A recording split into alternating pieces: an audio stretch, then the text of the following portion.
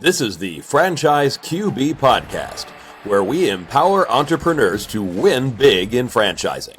We huddle up weekly to educate our audience about the most successful small business model ever created, franchising.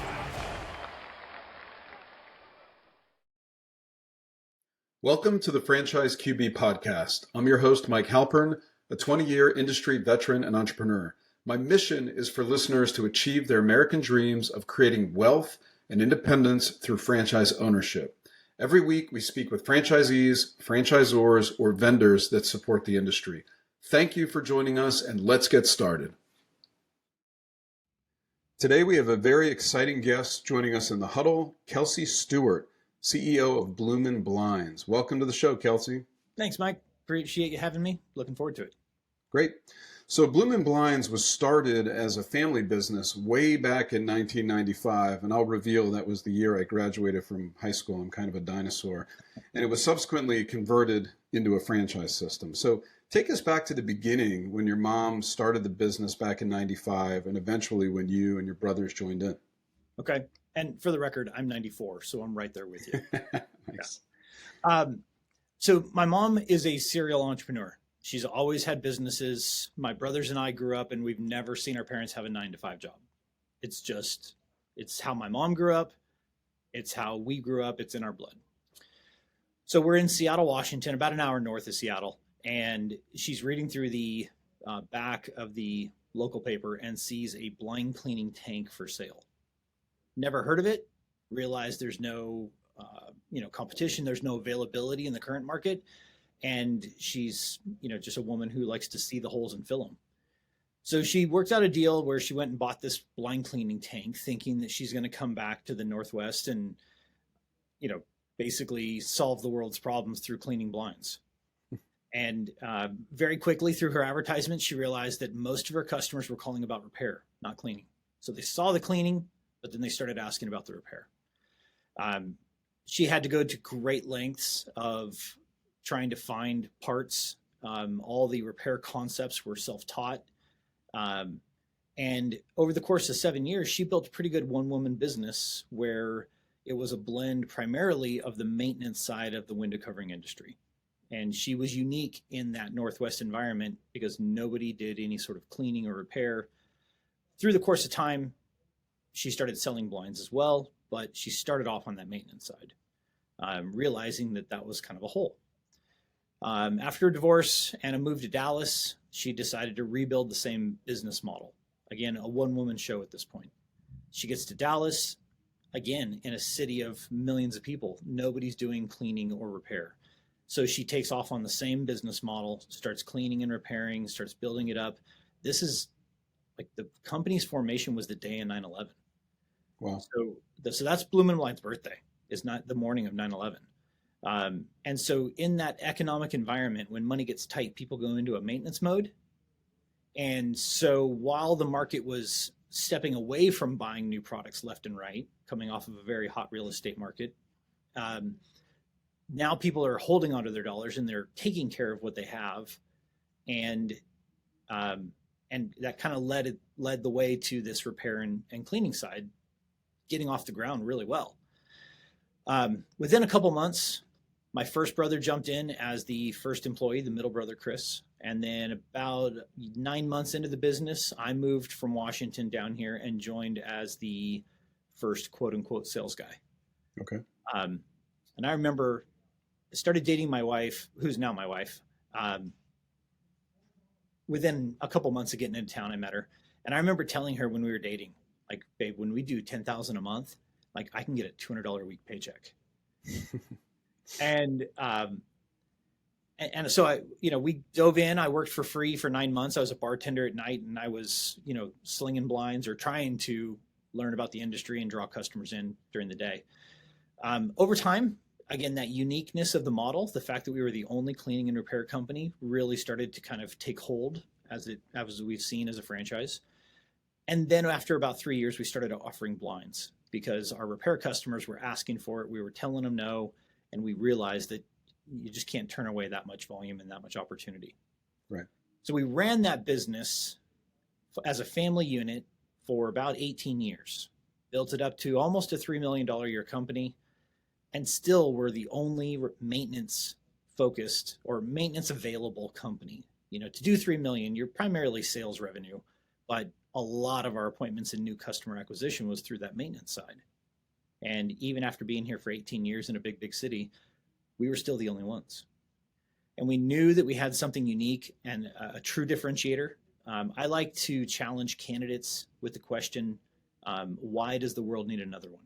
So if you're looking at a franchise and you're looking at a sandwich shop or a blind company or, anything, a dry cleaner, like, why does the world need another one? And if the brand has a really good answer to that, now you have yourself a viable business model that can penetrate a busy market. But yeah, absolutely. Without that, you got to wonder where it's coming from. Right. So we'll talk a little bit about kind of what differentiates Bloomin Blinds from the pack here in a minute. But, it's really impressive. It's hard to start a business, especially an independent business. Your family did that from scratch. You beat the odds of starting and then sustaining a business that got to 3 million in revenue. Very impressive. So how do you use that experience to assist a new franchise owner in Bloomin Blinds to navigate those same challenges that you faced when you started your business? How do you help them to launch their business? Well, because we have 20 years of experience of doing the thing, right? Like my brothers and I have literally stood in tens of thousands of living rooms and built the company from scratch. And so a lot of that goes into the coaching and the support and the leadership that a brand new person in business, most of our franchise owners are first-time business owners, and they're definitely first time in the window covering industry. And so the ability to lead them through it, the ability to see 6 months down the road so they can kind of begin to gear up and plan and be strategic versus reactionary is part of our daily interaction with franchise owners. No doubt how we built the business in 2001, 2, 3, there are significant differences between how you build a business today.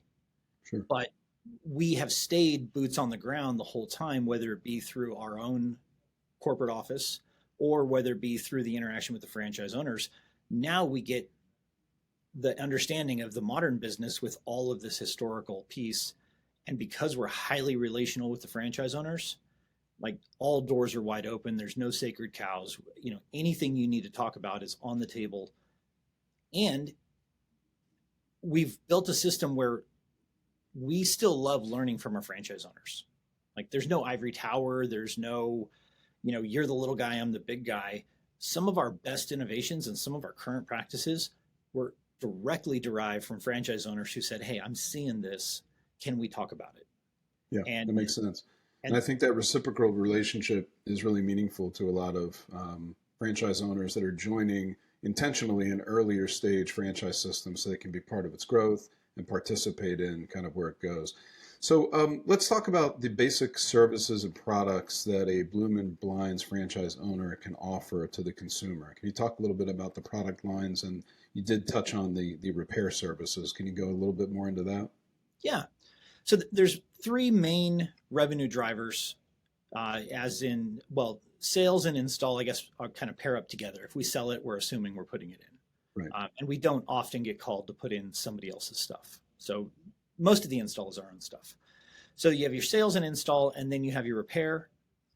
If a franchise owner chooses down the road, they can grow into blind cleaning and window washing, 2 additional maintenance services. We haven't had a lot of draw on that because the money's been so good on the sales and repair side. But if we've taken this business model through 2 recessions, and so we know if money gets tight, those maintenance services are going to be really valuable parachutes for us. But no one's offering it now because we're still rocking and rolling. No one's wanted to do the hard work. Right. From a product line perspective, we're a full service window covering company. So if it's in the window covering industry, inside the house or outside of the house, we've got the capability and the vendors to provide that. Okay. So, we're not just and those products are generally going to be drop shipped to the consumer's location when they make a purchase for installation? Almost. So everything's made just in time by major multinational manufacturers. So we're not dealing with little mom and pops in a garage. We're dealing with the big boys from a manufacturing standpoint. One of the better parts of this business is we're kind of playing with house money the whole time. So a consumer will pick out a series of products, they'll pay a 50% deposit, and then we order the product, and it's manufactured. So none of this stuff is sitting on a shelf. It's assembled within days of us ordering it and then shipped to us. Then we go do the install, and it's shipped to us, not the consumer. Okay. And then we do the install and get the second half, but we're on net terms with the factory. So we're typically installed and paid in full before we're paying the factory for the product. It's That's one of great. the parts. Yeah, I like that. So you talked a little bit before about, if you're going to be in the business, you need to have a differentiator. You have to explain why it makes sense to be in business in this space. So what does, in your view, differentiate Bloomin Blinds from other competitors that operate in the space? Yeah, we've identified three distinct legs, legs of a stool, if you will. The most tangible and the most recognizable from a consumer standpoint is the fact that we do repairs, and not a begrudgingly, yeah, I guess, or I'll only do it with my product. What makes it unique and valuable is that we have the capability and the parts to fix 95% of everything that we see.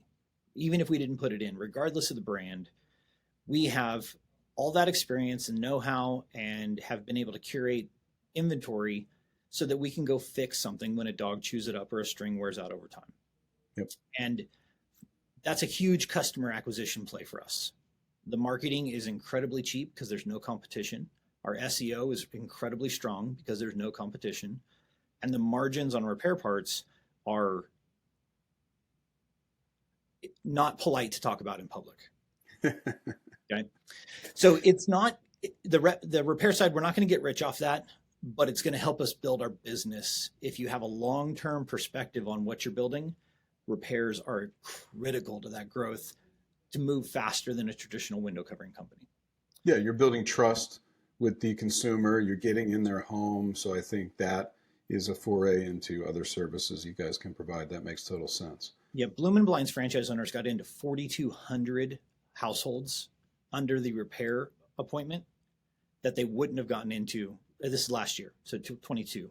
4,200 appointments, 4,200 households and people that we touched that if we didn't do repairs, we would have never touched those people.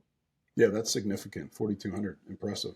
Yeah. So let's talk a little bit about support. A franchise owner decides that Bloomin Blinds is the right match for them. They join the system, but as you mentioned before, most of them are not going to be experts in the window covering business. What's your initial training and ongoing support look like for that new owner that's new to Bloomin? Yeah, good tie-in, because that's actually the second leg of the stool. I realize Okay.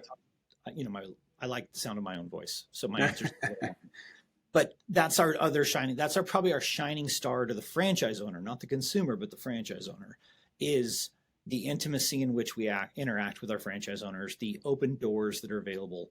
And then not only do you have myself and my two brothers who are actively engaged. I've already talked to 3 franchise owners this morning, and it's 11 o'clock my time.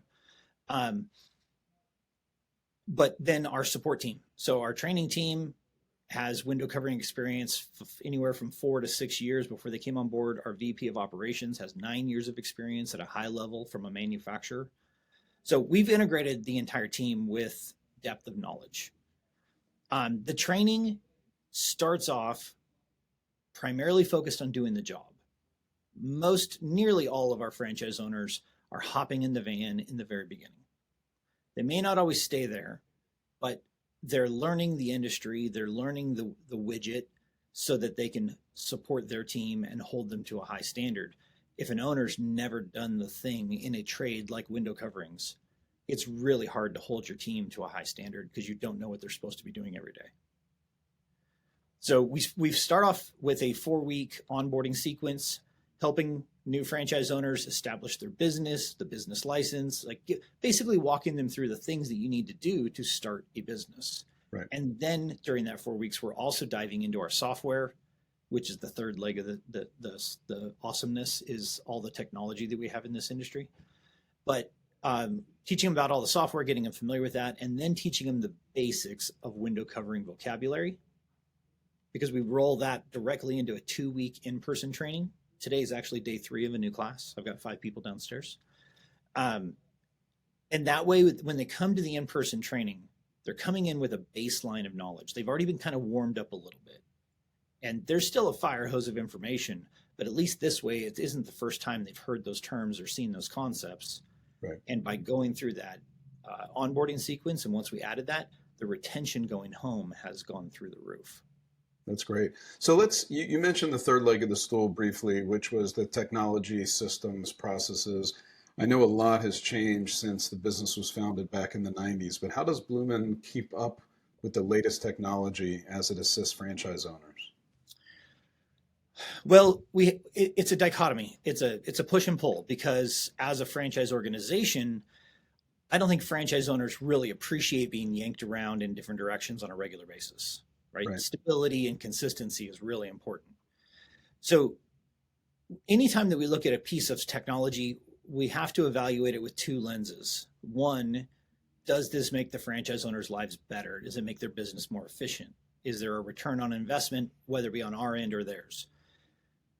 And then secondly, is this going to drive consumer appreciation of Bloomin Blinds? Is this going to affect the conversion rate or just the overall who should I pick mindset out of a consumer? And any technology that we bring on has to serve both of those purposes. We're in a pretty antiquated industry. It's still pretty much run on pen and paper and a pencil behind your ear kind of scenario. There's some really great software that we utilize in the window covering industry specifically, but then there's some other pieces that aren't part of the window covering industry that we've been able to pull in because we have the scale of a franchise, things that you couldn't access if you're a mom and pop. So our customers watch us drive to the house like an Uber driver. They see who's coming, a picture, they know when we're 4.5 minutes away. And that goes a long way because our customer base is primarily women at home. Yeah, that's huge. I mean, they want to know when you're coming. Anytime you order a pizza, an Uber, it's kind of an expectation. So the fact that you guys keep up with that is really important. Yeah, and it's interesting because we've had that for 5 years. So when we got it, it was like Domino's has it and Bloomin has it. Yeah. Right? It's getting a lot more popular and it's a lot more accessible than that particular feature. So it's not so cool as it used to be. It's still very valuable though. We're on iPads, not notepads. We're using lasers that Bluetooth the measurements into the iPad instead of a steel tape measure and writing down the measurements. We're on a quoting platform called Solitech, which is a window covering specific platform. This one's awesome for new owners. It's like bowling with the bumpers up. It's really hard to get into a gutter when you have a software that says you can't build this or you can build that before you promise it to a customer.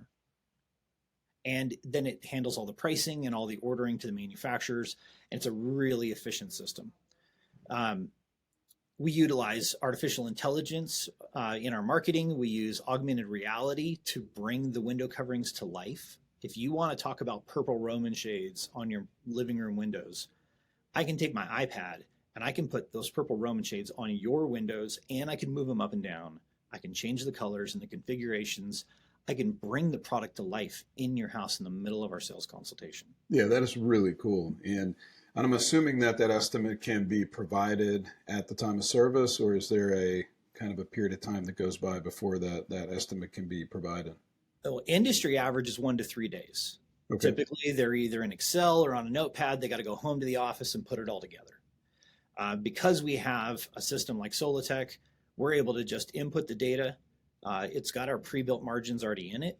And so as soon as we input the last measurement, we instantly have a price and a PDF to present to the customer. Wow, that's awesome. Yeah, you don't get that with a lot of house calls in the service industry. So that technology I can see is a really good investment for your owners. Even then, it's still pretty cheap. Very cool. So this is a home-based business. So what, does it require a showroom? Clearly not if it's home-based. Inventory is all on the iPad. So is that how you're able to allow an owner to kind of get in the system at a low kind of barrier to entry? Is because it's kind of, you're talking vans, you're talking maybe light equipment. What's that look like to kind of get started? Yeah, so we've kitted it out for a franchise owner. So when they come on board, we used to give them a shopping list and tell them, go get all this stuff. And sometimes there's problems with availability. Sometimes owners might have cut a corner or two and not had something they really needed. So we learned to just kit it out. And so when a new franchise owner comes in, they're getting the tools, they're getting the repair parts, the sales samples, they're getting all the tangible items that you need, the van wrap, the hotel for training. All of this is wrapped into one bundled kit, if you will, financially and physically. Mm-hmm. So the stuff we use, I mean, we're talking about power drills and screwdrivers and step ladders. I mean, maybe a chop saw or something, you know, some sort of cutting device, but there's nothing that's more than a couple $100, even at a Home Depot, if you had to go replace it or buy something else. That's cool. Yeah, and then there's no inventory. So everything's made just in time. And while some owners have grown to a commercial space because of their size and their scale, you can easily run this out of an extra bedroom or one bay of a garage. Okay. So that kind of leads me to the question about operating models. You do allow an owner operator that's going to come in and run this full time. You also offer executive model where maybe they have a job and they bring in a GM and a semi-absentee or semi-involved. Can you kind of explain the different requirements for each model in terms of territories, vans, staff, just a basic overview of the differences between the kind of ownership types? Okay. Yep. Well, I'm going to probably redefine it just a little bit, but I'll try and tell you, you know, from our vision. Yeah. Tell me how you guys do it. Yeah. The owner operator is somebody who's looking to escape their previous world. Typically it's the corporate world, right? And they're not quite sure how big they want to build it. They just know they want to control their life and they want to be able to get back to, you know, some sort of income that they're used to. And so an owner operator, a one-man band, if you will, typically starts off with one or two territories and they're in the van, and then it's up to them how far they push it. I've definitely got owners who are simply having a job they control, and there's nothing wrong with that. That's our origin. I get that a lot. My favorite model is kind of the scalable solution of that. So that's a franchise owner who understands there's value in learning the trade before you lead a team. And so they're coming in as the owner operator in the start, but they're starting off with aggressive plans. They've bought 2 to 3 to 4 territories. They're spending more than the minimum on the marketing. They're getting very strategic with us on their growth plan and how do I see 6 months down the road. And as the business starts hitting particular benchmarks, usually about 40,000 a month, then they begin to add more and more technicians. Basically, they're duplicating how many people are on the road that are doing the daily business. That scalable owner operator typically stays in the van through the first 2, 3, 4 employees. Often they graduate to the sales only, to the point where all they're doing is setting up the appointments, and then the repairs and the installs are all done by the guys in the other vans. Yeah, that makes sense. I like the chronology of it. Get in there as the owner operator, understand the business. Don't ask your manager or employees to do something that you don't know how to do yourself firsthand. And then once you kind of have it figured out, and it's time to scale. Yeah, and window coverings is a trade. You know, similar to carpentry, similar to plumbing, similar to all these other home service things. We're a clean trade. Our shirt's the same color when we come home as when we left. But in the long run, we're still a trade. There's still a technical aspect to what we do and what our employees will end up doing. Now, on the far end of the spectrum, somebody who doesn't want to leave their job, I'm not opposed to that. And we have owners who are doing that now.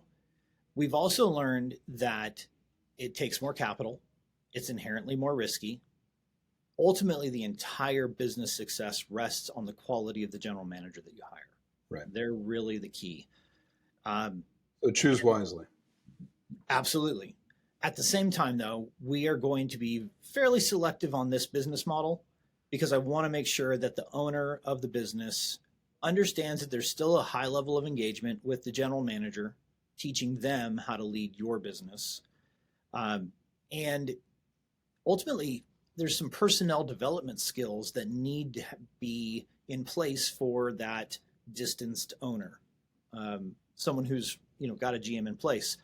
If you've just been hiding behind a keyboard doing coding and you happen to collect a pile of money and you want to buy a business, like I guess we just don't let people treat Bloomin Blinds like a stock.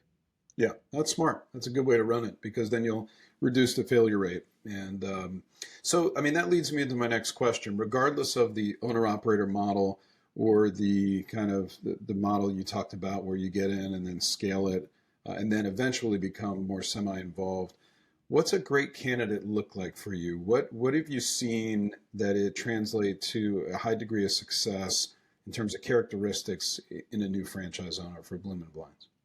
Yeah, I had someone describe this to me the other day, and I thought it was a great way to say it. It's all the stuff your parents taught you when you were a kid. Okay? None of it is window coverings or skill or handy or technical know-how. None of that. The success is driven by those intangible pieces of your personality. And so to summarize that a little bit, work ethic is definitely in there. Any owner of a business has to have a high motor and a high work ethic. We're also in home sales. There's an intimacy and a real connection and a rapport building that has to occur before someone meets you and an hour later writes you a $5,000 check. So we need fairly gregarious, outgoing individuals who like people, who like to teach. We're not salespeople. We are incredibly soft in our process. We are educators, not salespeople. And so someone who's really got that energy, you can just feel it. You like them when they get in the room. And then the other two components is an insatiable curiosity. I'm a firm believer that in business, you got to pick up every rock and see what's underneath it, because you never know. And the owners who are pushing the most revenue, they just have this inquisitive mind. The last part is they need to love coaching. They need to look at us and want to be mentored, because I have a wealth of knowledge. This entire system is built for knowledge transfer. And it breaks my heart when an owner comes on and doesn't utilize that. I want to give it. And if they don't like coaching or they don't really want to be helped, very rarely does a franchise owner soar when that's the case. Yeah, no, it makes perfect sense. If you're going to join a franchise system, you're doing it intentionally because you want the guidance and the proven, predictable track record that a franchise system offers. And to not accept that coaching is very counterintuitive. So you have to weed that out in your process. So let's talk a little bit about numbers. I know the FTC has its rules, but what can you share with us about performance in your item 19? I think our item 19 has gone to great lengths to provide transparency. It's a 23-page item 19. Wow. It's reporting on 33 owners. So we report on any owner who was open the entire calendar year previously. Okay. And so it's 33 owners. It's not 13 owners or 3 owners. And the most valuable part, kind of talking back to those business models, is it separates all of the financials for franchise owners that have one van, and then at that time, the 10 franchise owners that had multiple vans, 2 or more. Okay. And those 10 comprised of 7 owners with 2 vans and 3 owners with 3 vans. So we're not talking a fleet of 22, or just a couple. Mm-hmm. But the difference, and it articulates the value of multiplying yourself and getting beyond that owner operator. The owner operator with one van did $435,000 on average. Okay. 30% net, right? So if you're coming out of corporate and you need to replace a $100,000 job, man, all you got to do is be average. Then at the same time, the multi-van operators did 1.2 million. It's almost 3 times the magnification of revenue simply by putting more vans on the road. It's more exposure, more efficiency, more opportunity, like more public awareness, all of it. And it is a magic little thing when you just start duplicating yourself and getting out of that owner operator box. And does the item 19 differentiate in terms of the net income with the multi-unit versus the single? Yeah, the multi-unit's sitting at 23% on average. Really attractive margin. Yeah, and it goes from 30 to 23. You've got greater overhead, but you have a much bigger pie. Very cool. So How much does it cost to get started in terms of, I guess there's a difference between buying the van, leasing the van, working capital. I always say that when I work with candidates, it's look at the high end of that range and be overcapitalized, have a really strong runway for marketing and just intangibles. But what's it cost to get into a Bloomin Blinds franchise? So one territory and the materials and all those things that you need, you're with working capital, you're 100 grand. As you start getting into second, third, fourth territories, then you're adding $30,000 and $40,000 increments to it. So even a three territory startup with one van is 150 to 170. Wow, really affordable. Yeah, I know it's kind of fun to use that word in conjunction with 170, but true, it's all relative, right? Absolutely, and I'm right in line with you on the working capital. To have a longer runway before you get into a nervous situation. Like, again, in-home sales, customers can sense if you're pushing too hard or if you're not relaxed and having fun. So we do believe in a greater bucket of working capital. From anyone listening to this, like, we don't touch that money. That stays in your account. We just want you to have the runway or the bandwidth to grow when you need to, not wait for the money if possible. Yeah, and be able to make good decisions, not based on kind of what's going on in the bank account, which can happen if you're running low. So let's talk about kind of the maturity of the brand. Clearly, you've been around for a long time, since the 90s. You originally, when you converted into a franchise system, you handled your development in-house and then subsequently partnered with Franchise Fastlane, a franchise sales organization that's well respected. I like that approach because you've already seen what it's like to grow organically, and now you're likely handling a higher volume of new owners going into training and supporting since you had that organic experience. So right now, how many owners are active in the Bloomin system? How many territories have you launched? How many are in the pipeline? Well, because we're not a brick and mortar, generally, if somebody comes on and they acquire 2 territories, then both of them are live as soon as they go live. Okay. So 65 owners, and I think we're at 126, 127 territories, something around that. So maybe the average territory or average owner has about 2 territories? Yeah. And that's one territory is kind of like you can support a family on that eventually.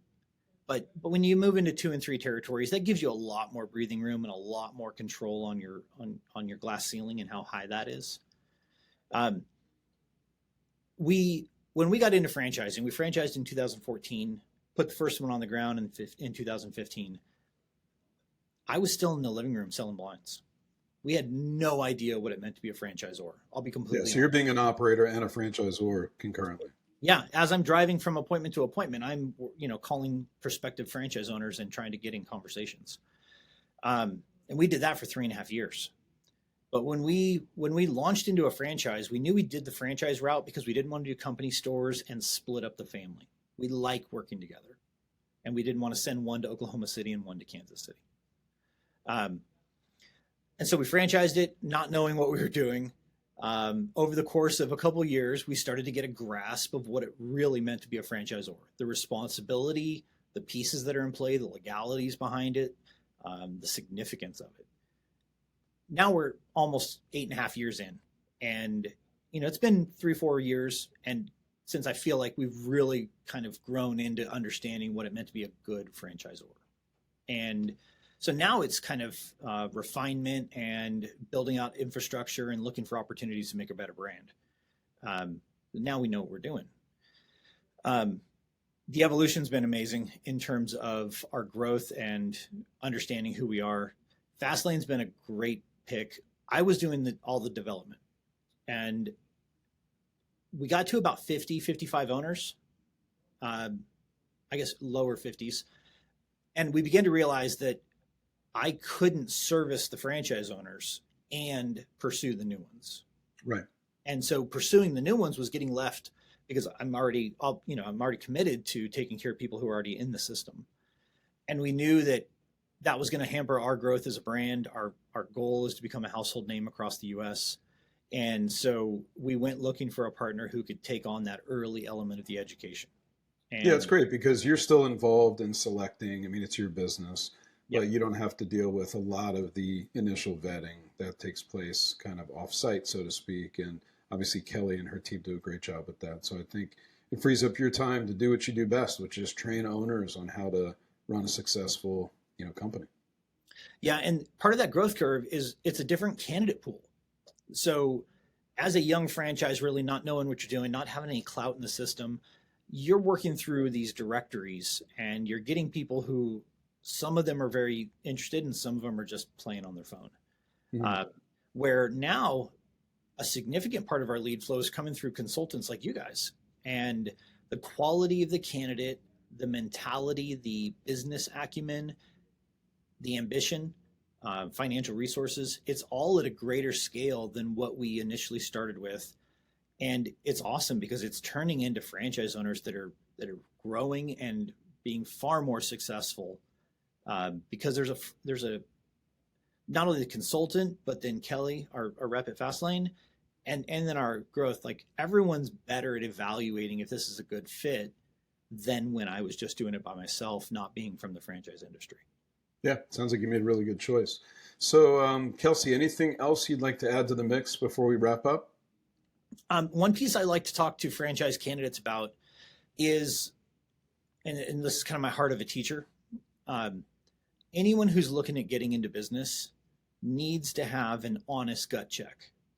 I think as you go through this process and you start really getting into it, some of the emotional swell can carry a candidate sometimes.